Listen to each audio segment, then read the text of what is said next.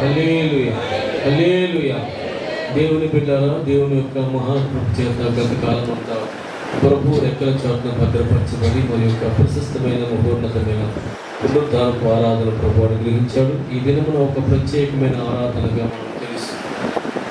నెలలో 3 వారములు వాక్యం వింటున్నాం, కానీ మొదటి ఆదివారం మాత్రము వాక్యం వినడమే కాదు, కానీ ప్రత్యేకించి మనలను మనం పరీక్షించుకునే గొప్ప సందర్భం. దేవుని బిడ్డలారా, కొరింథీయులకు రాసిన మొదటి పత్రిక 11వ అధ్యాయము కొన్ని మాటలు చెప్పి మనం వెంటనే దేవుని యొక్క బలను సమీపిద్దాం. ఈ రోజున ప్రత్యేకమైన ఆరాధన ప్రభు యొక్క బలను సమీపించబోతున్నాం కనుక కొన్ని మాటలు త్వరగా ధ్యానం చేసి దేవుని బలను సమీపిద్దాం. 11వ అధ్యాయము 28వ వచనం. కాబట్టి ప్రతి మనుష్యుడు తన్ను తాను పరీక్షించుకొనవలెను, అలాగు చేసి ఆ రొట్టెను తిని ఆ పాత్రలోనిది త్రాగవలెను. మళ్ళా చదువు. కాబట్టి ప్రతి మనుష్యుడు తన్ను తాను పరీక్షించుకొనవలెను, అలాగు చేసి ఆ రొట్టెను తిని ఆ పాత్రలోనిది త్రాగవలెను. ప్రతి మనుష్యుడు తన్ను తాను పరీక్షించుకొని సమయం ఇది అనగా ప్రతి విశ్వాసి ఈ ప్రత్యేకమైన ఆరాధన కారణం ఏంటంటే మనల్ని మనం పరీక్షించుకొని దేవుని బలను సమీపించుట. ప్రతి మనుష్యుడు తన్ను తాను పరీక్షించుకొనవలెను, అలాగు చేసి ఆ రొట్టెను తిని ఆ పాత్రలోంది త్రాగవలెను. దేవుని బలను సమీపించే ముందు ప్రతి విశ్వాసి చేయవలసిన పని ఏమిటంటే తన్ను తాను పరీక్షించుకొనవలెను. దేవుని బిడ్డ దేనిని పరీక్షించుకోవాలి? మనల్ని మనం పరీక్షించుకోవడం అర్థం ఏంటంటే మన హృదయాన్ని మనము పరీక్షించుకోవాలి. మనం ఎరిగిన వచనము ఇర్మియా గ్రంథము 17వ అధ్యాయము, ఇర్మియా గ్రంథం 17వ అధ్యాయము 9వ వచనం దయచేసి చదవండి. మనలను మనం పరీక్షించుకున్నట్టు అంటే అర్థం ఏమిటంటే హృదయమును పరీక్షించుకోవాలి. చదువము. హృదయము అన్నిటికంటే మోసకరమైనది, అది ఘోరమైన వ్యాధి కలది, దానిని గ్రహింపగలిగిన వాడెవడు? దేనిని మనం పరీక్షించుకోవాలంటే మన హృదయాలను మనమే పరీక్షించుకోవాలి. కారణం ఏంటంటే ప్రతి వాని హృదయం కూడా ఘోరమైన వ్యాధితో నిండి ఉందని దేవుని వాక్యం సెలవిస్తుంది. అయితే శరీరానికి అనారోగ్యం చేస్తే పరీక్ష నిమిత్తము వైద్యుడి దగ్గరికి వెళ్తాం మనము. కాబట్టి ఆయన పరీక్షించి వైద్య సలహాలు ఇచ్చి అనేకమైనటువంటి మందులు ఇచ్చి మనల్ని స్వస్థపరుస్తాడు, మంచిది. కానీ హృదయము ఘోరమైన వ్యాధి కలదు కనుక మరి ఎవరి దగ్గరికి వెళ్తే దాని యొక్క ఆ యొక్క దేవుని యొక్క కృపను బట్టి ఆ యొక్క సమస్య పరిష్కారం అవుతుందంటే 10వ వచనం అంటాడు ఆ మాట. ఒకని ప్రవర్తనను బట్టి వాని క్రియల ఫలము చొప్పున ప్రతీకారము చేయుటకు యెహోవాను నేను హృదయమును పరిశోధించువాడును అంతరింద్రియములను ఈ వైద్యుడి దగ్గరికి వెళ్ళాలి. మనం హృదయానికి వ్యాధి కలిగింది కనుక, హృదయము ఘోరమైన వ్యాధితో ఉంది కనుక మనలను మనమే పరీక్షించుకోవాలి కనుక ఎవరి దగ్గరికి వెళ్ళాలి అంటే అంటున్నాడు, నేను హృదయాలను పరిశోధించి దేవుడను అంతరింద్రియములను పరీక్షించి దేవుడు. ఆయన దగ్గరికి వెళ్తే ఆ వాక్యము మనల్ని తాకినప్పుడు మన హృదయంలో ఉన్న ప్రతి విధమైనటువంటి అడ్డులు, ఆటంకాలు, పాపపు పంకలన్నీ కూడా చెదిరిపోయి దేవుని ఎదుట మనం యథార్థవంతులుగా నిలబడగలం. దేవుని పిల్లలు, ఎందుకంటే హృదయము బహు ఘోరమైన వ్యాధి కలది. మార్కు సువార్త 7వ అధ్యాయము 21వ వచనంలో ఒక మహోన్నతమైన లిస్టు దేవుడు తెలియజేశాడు. అక్కడ 7వ అధ్యాయం 21వ వచనం, లోపల నుండి అనగా మనుష్యుల హృదయములో నుండి దురాలోచనలను, జారత్వములను, దొంగతనములను, నరహత్యలను, వ్యభిచారములను, కామ వికారములను, మత్సరమును, దేవదూషణయు, అహంభావమును, అవివేకమును వచ్చి ఇవన్నీ కూడా చదువమ్మా. ఈ చెడ్డవన్నీ లోపల నుండి బయలుదేరి మనుష్యుని అపవిత్రపరచును. హృదయంలో ఉన్నటువంటి భయంకరమైన ఆలోచనలు గమనించాలి. ఎందుకంటే హృదయాన్ని ఈరోజు మనం పరీక్షించుకోవాలి. అలాగూ పరీక్షించుకొని దేవుని యొక్క బలను మనం సమీపించాలి కనుక దేవుని పిల్లరా, హృదయమును పరీక్షించే దేవుని దగ్గరికి వచ్చినప్పుడు ఆ దేవుని మహోన్నతమైన మాటలు మనం విన్నప్పుడు మన హృదయము పరీక్షించబడుతుంది. అప్పుడు మనల్ని మనం సరిచేసుకొని దేవుని బలను సమీపించాలి. 139వ కీర్తన 139వ కీర్తన 23-24 వచనాలు. దేవా, నన్ను పరిశోధించి నా హృదయమును తెలుసుకొనుము. నన్ను పరీక్షించి నా ఆలోచనలు తెలుసుకొనుము. నీకు ఆయాసకరమైన మార్గము నా యందున్నదేమో చూడుము. దేవుని బిడ్డలారా, దావీదు పలికిన మాట ఏంటంటే, ప్రభువా నా హృదయాన్ని పరీక్షించు, నా అంతరింద్రియాన్ని పరిశీలించు, నాలో నీకు ఆయాసకరమైన మార్గం ఏదైనా ఉంటే దయచేసి దాన్ని తీసివేయమని దావీదు భక్తుడు ప్రార్థన చేస్తాడు. నిజమే దేవుని బిడ్డలారా, నీలో ఉన్నటువంటి ప్రతి పాపమును దోషమును ఒప్పుకుంటే దేవుడు తప్పనిసరిగా నీకు సహాయం చేస్తాడు. యోహాను రాసిన మొదటి పత్రిక మొదటి అధ్యాయము, యోహాను రాసిన మొదటి పత్రిక మొదటి అధ్యాయము 9వ వచనం చదవండి. మన పాపములను మనము ఒప్పుకొనిన ఎడల ఆయన నమ్మదగిన వాడును నీతిమంతుడును గనుక ఆయన మన పాపములను క్షమించి మనలను పవిత్రులుగా చేయి. ఎందుకు ఒప్పుకోవాలంటే, నువ్వు ఒప్పుకొని దేవుని సన్నిధిలో ఎప్పుడైతే నీ పాపాన్ని ఒప్పుకున్నావో, నమ్మదగిన దేవుడు నీ ప్రతి పాపాన్ని పరిహరించి, నీ ప్రతి దోషాన్ని పరిహరించి, నీ ప్రతి కల్మషాన్ని తీసివేసి నిన్ను దేవుని యథార్థవంతులుగా నిలువబెట్టగలడు. కనుక నీవు చేసే ప్రతి పాపము, ప్రతి ఒక్క దేవునికి అయిష్టమైన కార్యము కూడా దైవ సన్నిధిలో ఒప్పుకోవాలి. అందుకని ఈరోజు ప్రత్యేకించి దేవుని బిడ్డలారా, మన హృదయములను మనం ఏం చేయాలండి? పరీక్షించుకొని అలాగు చేసి ఆ రొట్టెలు తిని ఆ పాత్రలోని త్రాగవలను. ఈరోజు దేవుని బిడ్డలారా, మనం ఆలోచన చేస్తే ఈరోజు మన హృదయము దేవుని ఎదుట ఎలా ఉంది ఒక్కసారి నిన్ను నీవే పరీక్షించుకో. ఎందుకంటే అందరినీ పరీక్షించే దేవుడు ఒకడు ఉన్నాడు. ఒకవేళ నిన్ను నువ్వు మోసం చేస్తున్నా సరే ప్రభువును మాత్రం మోసం చేయలేవు. ఆయన పరిశుద్ధాత్మ దేవుడు ఈరోజు ప్రతి వారి యొక్క అపరాధమును దోషమును నీ కళ్ళ ఎదుట చూపించినప్పుడు నీవు దాన్ని ఒప్పుకొని విడిచిపెట్టి దేవుని బలం నీవు సమీపించాలి. 51వ కీర్తన 17వ వచనం కూడా చదవండి ఒకసారి. కొన్ని మాటలు చెప్పి ముగిస్తాను నేను. 50వ కీర్తన 17వ వచనము. దిద్దుబాటు నీకు అసఖ్యము. దేవుని బిడ్డలారా, ఈరోజు ప్రత్యేకించి మనం చేసుకోవాల్సిన పని ఏంటంటే, మనల్ని మనం పరీక్షించుకొని ఎప్పుడైతే దేవుని ఎదుట నీవు దేవుడు నీ పరిశుద్ధాత్మ దేవుని యొక్క దోషములను పాపములను చూపించాడో వాటిని ఒప్పుకొని నిన్ను నీవే ఏం చేయాలి? దిద్దుబాటు చేసుకోవాలి. దేవుని బిడ్డలారా, దిద్దుబాటు నీకు అసహ్యము కదా. తర్వాత నీవు నా మాటలను నీ వెనుకకు, అదే దేవుని మాటలు వెనుకకు త్రోసివేయడం చాలా అలవాటు అయిపోయింది విశ్వాసికి. పనికి మాలవన్నీ ముందు పెట్టుకుంటాడు, పనికి మాల వాటికి ప్రయారిటీ ఇస్తాడు, ప్రథమ స్థానం ఇస్తాడు. కానీ దేవుని మాటలను వెనుకకు త్రోసివేయట మానవునికి బాల్యం నుంచి కూడా వాడుకైపోయింది. ఈరోజు అంటున్నాడు, చదువునండి మళ్ళా, దిద్దుబాటు నీకు అసహ్యము కదా. నిజమే, ఇదేనా దిద్దుబాటు వాక్యము చెప్పినప్పుడు నీ హృదయాన్ని తాకినప్పుడు దేవుని బిడ్డలారా చాలా మంది ఇబ్బంది పడతారు. అయ్యో ఈ మాట నా కోసమే పలికారు కదా. లేదు, నిజమే కదా. దేవుడు నిన్ను గురించే మాట్లాడుతున్నప్పుడు నిన్ను నీవు సరి చేసుకొని దిద్దుబాటు చేసుకోవాలి. దేవుని బిడ్డలారా, సమూయేలు మొదటి గ్రంథము 11వ అధ్యాయంలో చదవండి. కానీ సమూయేలు మొదటి గ్రంథము లేక 2వ సమూయేలు గ్రంథము 11వ అధ్యాయంలో దావీదు భయంకరమైన పాపాన్ని చేశాడు. భయంకరమైన పాపాన్ని 11వ అధ్యాయం అంతా చదివితే దావీదు యొక్క భయంకర పాపం కనబడుతూ ఉంటుంది అక్కడ. దేవుని బిడ్డలారా, 12వ అధ్యాయానికి రాబోయేసరికి దావీదు దగ్గరకు దేవుడు నాతాన్ అనే ప్రవక్తను పంపించాడు. నాతాన్ అనే ప్రవక్త దేవుని బిడ్డ దావీదు చేసిన పాపాన్ని బహిర్గతం చేసినప్పుడు, దేవుడు సూటిగా దావీదుతో మాట్లాడినప్పుడు మీరు గమనించండి, దేవుని బిడ్డలు పాపం చేసినప్పుడు దేవుడు చూస్తూ ఊరుకోడండి. దాన్ని సరిచేసి మరలా సరైన మార్గంలో పెట్టడం దేవునికి ఇష్టము.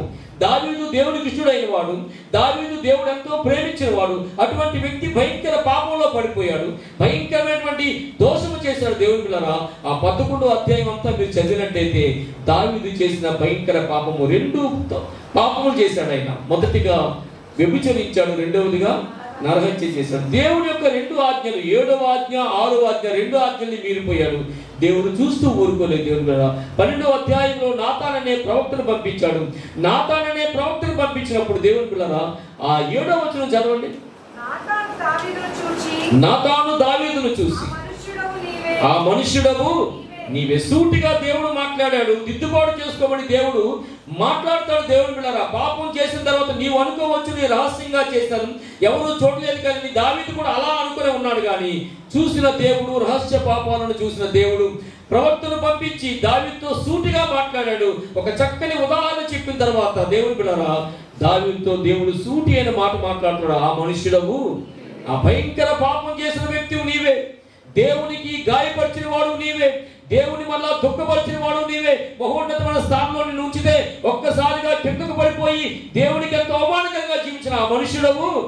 అవును, దేవుడు సూటిగానే మాట్లాడతాడు. నీవు ఒప్పుకున్నా ఒప్పుకోకపోయినా, నీకు కష్టమైనా బాధైనా ఏదైనా సరే దేవుడు మాత్రము సూటిగా మాట్లాడతాడు. దేవుని మాట మనల్ని గాయపరుస్తుంది, గాయము చేసి మనలో అదే మాట మన గాయాన్ని కడుతుంది. కాబట్టి ఆయన అంటున్నాడు, ఆ మనుషుడవు నీవే.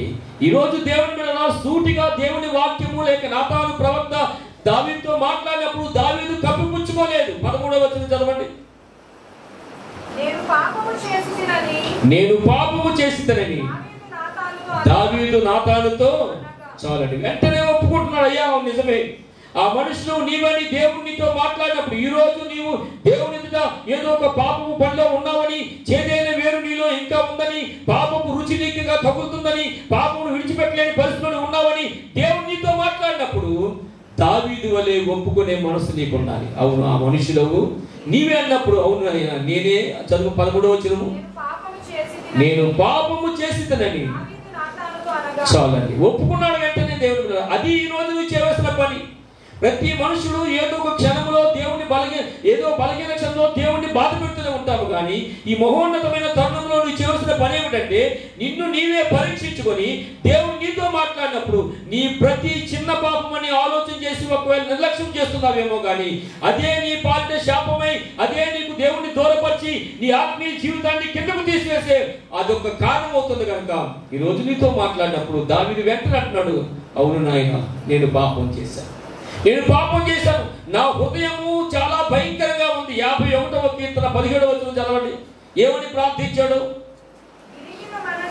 విరిగిన మనస్సే దేవునికి ఇష్టమైన బలులు, దేవా విరిగి నలిగిన హృదయమును. అదండి ఏ హృదయం అండి? హృదయాన్ని పరీక్షించుకున్నప్పుడు అంటున్నాడు, నా హృదయం నీకు చాలా దూరం అయిపోయి భయంకర స్థితిలో ఉంది, కాబట్టి ఇప్పుడు నేను పశ్చాత్తాపడుతున్నాను, నా హృదయం విరిగిపోయింది, నలిగిపోయింది, నాయనా నన్ను కనికరించు. ఇది దేవుడు కోరుకునేది. అయితే ఈ రోజు నువ్వు చేయవలసిన పని. దావీదు అంటున్నాడు, విరిగిన హృదయాన్ని నాకు దయచేయి. నా హృదయము పాపానికి బానిసైపోయింది, పాపానికి దోషులైపోయింది, నా హృదయం పాపానికి అలవాటు అయిపోయింది. కనుక అటువంటి భయంకర పాపంలో నా హృదయాన్ని తీసివేసి విరిగి నలిగిన హృదయము నీవు నాకు దయచేయి. దేవుని బిడ్డలారా, రాత్రికాల సమయంలో చెప్పాను, ఈ యొక్క పాపం చేసిన తర్వాత, పశ్చాత్తాపడిన తర్వాత మరెన్నడూ దావీదు పాపం జోలికి వెళ్ళలేదు. చదవండి రాజుల మొదటి గ్రంథము 15వ అధ్యాయము. రాజుల మొదటి గ్రంథము 15వ అధ్యాయము 4వ వచనం చదవండి.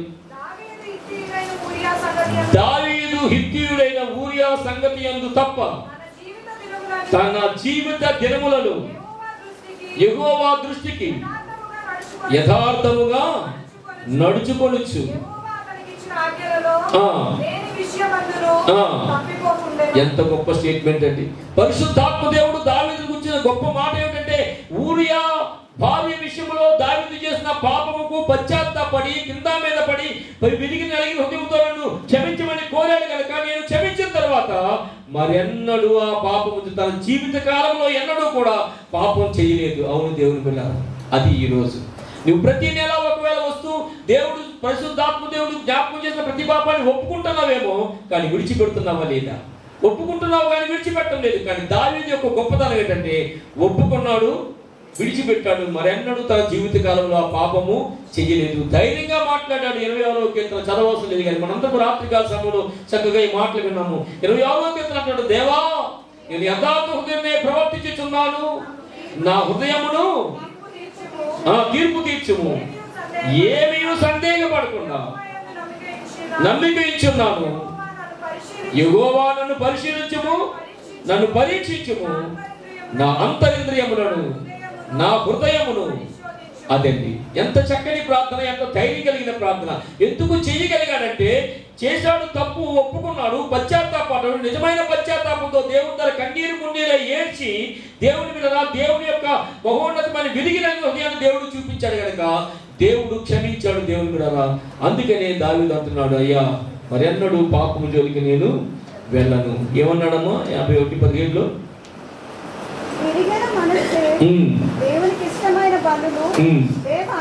దేవా విరిగి నలిగిన హృదయమును నీవు అలక్ష్యము చేయవు. దేవుని బిడ్డలారా, కనుక ఈ రోజున మనలను మనం పరీక్షించుకుందాం.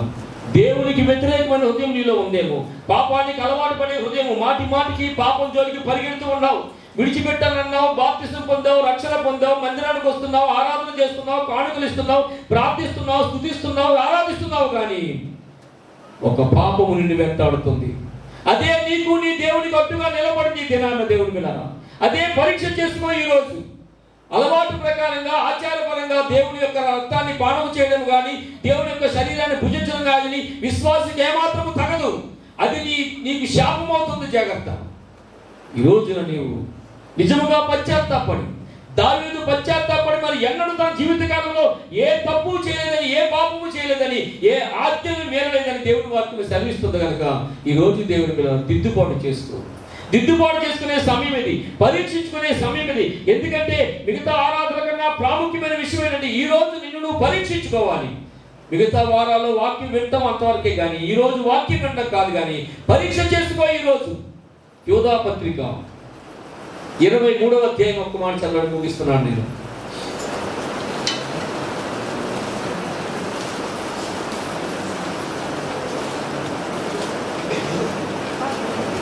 యూదా పత్రిక 23వ వచనము. ఒకే ఒక అధ్యాయం ఉంటుంది.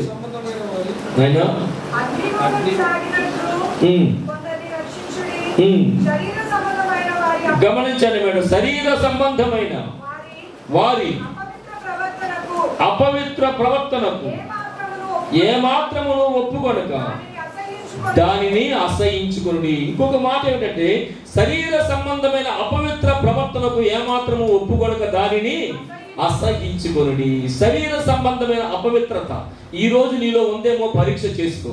యోధా భక్తులు అంటున్నాడు, శరీర సంబంధమైన అపవిత్ర ప్రవర్తనను ఏం చేయాలండి? ఏమాత్రము ఒప్పుకొనక దానిని అసహించుకొనుడి. ఈ రోజు దేవుని బిడ్డలారా, శరీర సంబంధమైన కోరికలు నీలో కలిగినప్పుడు అసహించుకుంటున్నావా లేక ప్రేమిస్తున్నావా? దేవుని బిడ్డలారా, మన మెరుగును రాత్రికాల సమయం కూడా జ్ఞాపకం చేశాను. శరీర సంబంధమైన కోరిక పదే పదే యోసేపును బలవంతం చేసినప్పుడు, యోసేపును ప్రేరేపించినప్పుడు, యోసేపు చేసిన పని ఏమిటంటే ఆ పనికి వల్ల శరీర పాపాన్ని అసహించుకున్నాడు ఆయన. అందుకని గొప్ప వ్యక్తిగా నిలబడ్డాడు. యోసేపు ఫలించెడు కొమ్మని దేవుడు ఎందుకు సాక్ష్యం ఇచ్చాడంటే, భయంకర పాపము మహా అందగత్తే ప్రతిరోజు కూడా దినదినము దేవుని బిడ్డలారా పాపము చేయమని వెంబడిస్తున్నా సరే, అంతటి మహోన్నతమైన అందం కళ్ళ ముందు కనబడిన ఏమాత్రము కూడా అందాన్ని చూడలేదు. కానీ యేసు ప్రభువుని చూశాడు, దేవుని చూశాడు, విశ్వాసముకు కర్తైన దాన్ని కొనసాగించాడు యేసును చూశాడు. కనుక ఏమాత్రము అపవిత్ర ప్రవర్తనకు ఒప్పుకొనక ఏం చేశాడు? దాన్ని విడిచిపెట్టాడు, బహిష్కరించాడు. ఈ రోజు నీలో నాలో ఒకవేళ శరీర సంబంధమైన అపవిత్రత ఏమైనా ఉందేమో మనల్ని మనం పరీక్షించుకోండి. పరిశుద్ధాత్మ దేవుడు యథార్థంగానే మాట్లాడతాడు, సూటిగానే మాట్లాడతాడు. ఈ రోజు ప్రతి మాట నీ హృదయాన్ని తాకినట్టయితే ఎందుకు తాకిందో, ఏ పాపము నీలో ఉందో, ఏ మారుమూల ప్రాంతంలో ఇంకా పాపము వేరు చిగురుస్తుందో దయచేసి దాన్ని ఈ రోజు తీసుకోగలిగితే నీకంటే గొప్పవాడు లేడు, నీకంటే ధన్యుడు ఇంకొకడు లేడు. ఈ రోజు దేవుని బిడ్డలారా, శరీర అపవిత్ర కార్యాలు ఏమాత్రము చోటింపక ఏం చేయాలి? వాటిని విడిచిపెట్టాలి. మనందరం ఎరుగుతుంది కదా, న్యాయాధిపతుల గ్రంథము చదవద్దు కానీ 13వ అధ్యాయం నుంచి 16వ అధ్యాయం మధ్యలో సంసోను చరిత్ర ఉంటుంది. సంసోను చరిత్ర 13వ అధ్యాయం నుంచి 16వ వచనం వరకు కూడా న్యాయాధిపతుల గ్రంథం. సంసోను దేవుడు ఒక ప్రత్యేకమైన పని మీద, ఒక కారణ జన్ముడు సంసోను ఫిలిష్తీయుల చేతిలో నుంచి ఇశ్రాయేలుని విడిపించడానికి దేవుని చేత నాజీరు చేయబడినవాడు, గొప్ప మహోన్నతమైన వ్యక్తి సంసోను. దేవుని బిడ్డలారా, సంసోను చిన్ననాటి నుంచి కూడా ఎరుగుతూ ఎందుకు దేవుడు పుట్టించాడో, ఏ కారణాన్న జీవితాన్ని ఇచ్చాడో, ఏ కారణాన్న అభిషేకాన్ని ఇచ్చాడో ఎరుగుని ఆ యొక్క సంసోను దేవుని బిడ్డలారా భయంకరమైన శరీర కార్యాలకు తావిచ్చి దేవుని దృష్టిడై దేవునికి దూరమై భ్రష్టుడైపోయాడు. దేవుని బిడ్డలారా, అదే 14వ అధ్యాయం 1వ వచనం చదవండి. సంసోను తిమ్నాతులకు వెళ్ళి, తిమ్నాతులు ఫిలిష్తీయుల కుమార్తెలలో ఒకతని చాలండి. శరీర కార్యాలకు, అపవిత్ర కార్యాల కోసం బ్రతికాడు సంసోను. కారణ జన్ముడు. ఈరోజు నీవు నేను కూడా ధైర్యంగా నేను చెప్పగలను, నీ కారణానికి, నీ జన్మకు ఒక కారణం ఉంది. నిన్నెందుకు దేవుడు పుట్టించాడో, స్తుతి గురించి పుట్టించాడేమో, పాటలు పాడాలనో, లేక వాక్యాన్ని బోధించాలనో, దేవుని సేవలో సహకరించాలనో, ఏదో ఒక బలమైన కారణంతో దేవుడిని రక్షించుకున్నాడు. దేవుడు తన పవిత్రమైన రక్తాన్ని కాల్చిను, ప్రోక్షించాడు దేవుని మీద. ఈరోజు నాజీరు చేయబడినటువంటి ఈ యొక్క సంస్థను తెలుసు తన ఎందు నిమిత్తము దేవుడు నాజీరు చేయబడ్డాడని. కానీ దేవుని బిడ్డలారా ఎక్కడికి వెళ్ళాడంటే తిమ్నాతుకు వెళ్ళి ఫిలిష్తీయుల కుమార్తెలు ఒకదని శరీర కార్యాలు మొదలు పెట్టాడు. ఏ ఫిలిష్తీయుల మీద విజయాన్ని ఇవ్వాలో ఆ ఫిలిష్తీయుల దారిలోకి వెళ్ళాడు. ఈరోజు ఎవరి బిడ్డలో కూడా ఏది నీకు ఇష్టము కాదో, ఏది నీకు అసహ్యమందో, దేవుడు ఏది వద్దన్నాడో దాని వైపు వెళ్తున్నారు చాలా మంది. నీకు ఆదర్శప్రాయంగా తీసుకుంటే శత్రుఘ్న మేషక్ అభ్యర్థులు ఆ భయంకర విగ్రహారాధన దేశంలో ఉన్నా సరే ఏ పాపము అంటనివ్వకుండా భోజన పానాదుల విషయంలో కూడా జాగ్రత్తగా తీసుకుని దేవుని నామాన్ని మహిమపరిచారు. దేవుని ద్వారా ఈ నాజీరు చేయబడిన సంసోను చేసిన మొదటి పాపం ఏంటంటే తిమ్నాతుకు వెళ్ళాడు. ఫిలిష్తీయుల కుమార్తెలు ఒకరిని చూసి ప్రేమించాడు, వివాహం చేసుకోవడం తల్లిదండ్రులను ప్రేరేపించాడు దేవుని పిల్ల. అందుకని అంటున్నాడు 23వ వచనం ఏమని చదివామో మనం, యూదాపత్రిక 23వ వచనం, శరీర సంబంధమైన వారి అపవిత్ర ప్రవర్తనకు ఏ మాత్రము ఒప్పుకొనక చాలండి. శరీర సంబంధమైన అపవిత్ర ప్రవర్తన కలిగిన వారు ఉన్నాడు సంసోను. అందుకనే తన జీవిత కాలంలో ఎంతో దేవుడి కృప వెంటాడుతున్నా సరే చివరికి భ్రష్టుడైపోయి దేవుడికి దూరం అయిపోయాడు. 16వ అధ్యాయం 1వ వచనం చదవండి. తరువాత సంసోను గాజాకు వెళ్ళి, చాలండి, మొదటేమో తిమ్నాతుకు వెళ్ళాడు. అది వెళ్ళగాని మార్గం, అది వెళ్ళగాని దారి, ఆ దారిలో వెళ్ళకూడదు. వారిని జయించడానికే దేవుడు అభిషేకాన్ని ఇచ్చాడు. తిమ్నాతుకు వెళ్ళాడు, సరే అయిపోయింది ఊరుకున్నాడు. తర్వాత ఏం చేశాడండి, గాజా, అది కూడా ఫిలిష్తీయ సర్దారులో ఒక పట్టణం. అది గాజా కూడా ఫిలిష్తీయ పట్టణమే. గాజాకు వెళ్ళి చాలండి, శరీర కార్యాలే. 4వ వచనము, సోరేకు లోయలో ఉన్న దెలీలా అనే స్త్రీని మోగి తన జీవిత కాలంలో దేవునికి అపవిత్ర కార్యాలు జరిగించాడు, శరీర కార్యాలు జరిగించాడు. ఎక్కడ చూసినా సరే శరీర కార్యానికి తావిచ్చాడు. అయినా దేవుని కృప వెంటాడింది, చివరికి దేవుని మీద ఆ భయంకర దెలీలా చేతిలో పడిపోయి శాపానికి గురైపోయి ఫిలిష్తీయులకు దొరికిపోయి ఆ పనికి మళ్ళీ దేవత గురిలో బంధించబడి 2 కళ్ళు తీసివేయబడి దేవుని ఎంతగానో ఆఖరి క్షణంలో గోజాడాడు, ప్రార్థించాడు. ఈ రోజున దేవుని మీద శరీర కార్యాలు ఒకవేళ వెంటాడుతున్నాయేమో, శరీర కార్యాలు ఈ రోజు నీ వెనక వస్తున్నాయేమో, అవి పరిశుద్ధాత్మ దేవుడు పుణ్యత జ్ఞాపకం చేస్తే వెంటనే విడిచిపెట్టి దేవుని బల్లను నీవు సమీపించి. ఎఫెసీయులకు రాసిన పత్రిక 5వ అధ్యాయము, ఎఫెసీయులకు రాసిన పత్రిక 5వ అధ్యాయము 3-4 వచనాలు చదవండి.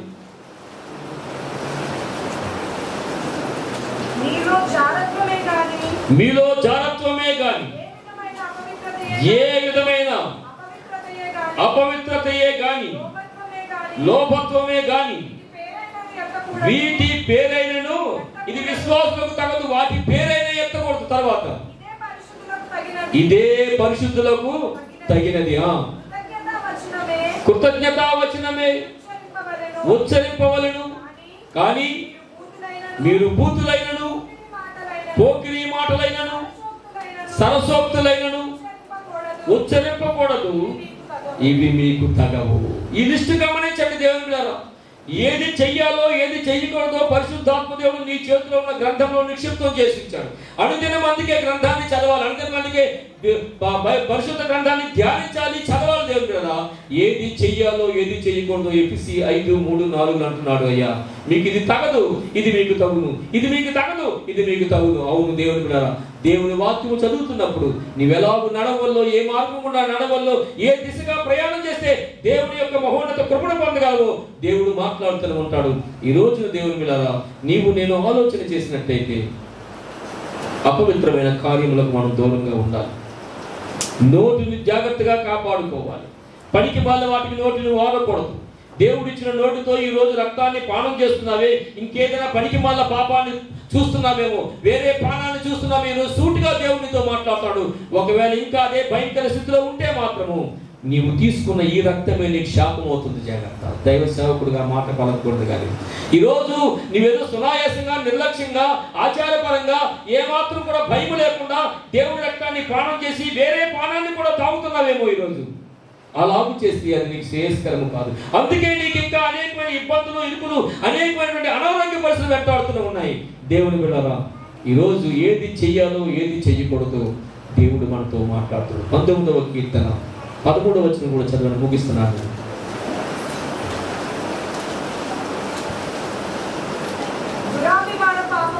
దురభిమాన పాపములలో పడకుండా ఈ సేవకుని ఆపుము, వాటిని నన్ను.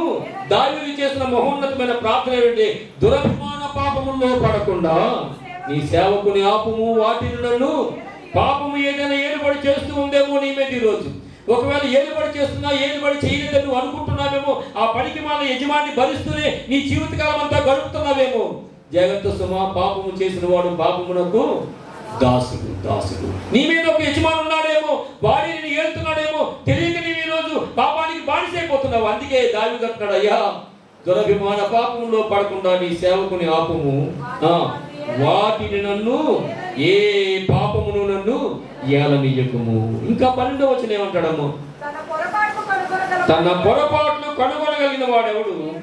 నేను రహస్యముగా చేసిన తప్పులు క్షమించి నన్ను నిర్దోషినిగా. ఎంత గొప్ప ప్రార్థన అండి, ఎంత పశ్చాత్తాప ప్రార్థన అండి. అయ్యా నా రహస్య పాపాలు నాకే తెలుసు, వేరెవరికి తెలియదని నేను చాలా పాపంలో మునిగిపోతున్నాను. అయితే అన్ని ఎన్న దేవుడు, అంతరింద్రియాలను నువ్వు చూసిన దేవుడు కనుక నీ ముందు దాగలేను ఆయన. నా ప్రతి రహస్య పాపాన్ని క్షమించి నన్ను నిర్దోషినిగా. ఈరోజు దేవుని బిడ్డలారా, అందుకే అంటాడు కొరింథీయులకు రాసిన మొదటి పత్రిక 11వ అధ్యాయం 28వ వచనం ఏం చదివాం మనం అక్కడ? కాబట్టి ప్రతి మనుషుడు తన్ను తాను పరీక్షించుకొని అలాగు చేసి నిన్ను నువ్వు పరీక్షించుకొని, ఒకవేళ అపవిత్రమైన ప్రవర్తన నీలో ఉందేమో, ఒకవేళ శరీర కార్యాలు ఇంకా నీలో ఉన్నాయేమో, ఒకవేళ దిద్దుబాటుకి ఇష్టం లేని బ్రతుకులు ఇంకా బతుకున్నావేమో, ఇంకా పాపానికి అలవాటు పడిపోతూ దైవ సన్నిధానం కూడా నిర్లక్ష్యం చేసి నీవు వస్తున్నావేమో. ఈరోజు నువ్వు అలాగు చేసి ఆ రొట్టెను తిని ఆ పాత్రలోంది త్రాగవలను. కొరింథీయులకు రాసిన 2వ పత్రిక 13వ అధ్యాయము, కొరింథీయులకు రాసిన 2వ పత్రిక 13వ అధ్యాయము 5వ వచనం గమనించండి. మీరు విశ్వాసము గలవారై ఉన్నారో లేదో మిమ్మును మీరే శోధించుకొనుడి,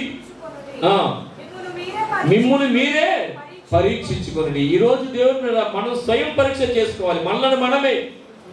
అయితే నువ్వు పరీక్ష చేసుకునేటప్పుడు నీ మనస్సాక్షిని ఎదురుగా ఉంటుంది. జాగ్రత్త. ఒకవేళ కాదని నువ్వు దమాయించినా, కాదని సాహసించినా సరే నీ మనస్సాక్షి నీ మీద నిందారోపణ చేస్తుంది. కనుక ఈరోజు మిమ్మల్ని మీరే శోధించుకోండి. గలతీయులకు రాసిన పత్రిక 6వ అధ్యాయము, గలతీయులకు రాసిన పత్రిక 6వ అధ్యాయం 4వ వచనం కూడా చదవండి. ప్రతివాడును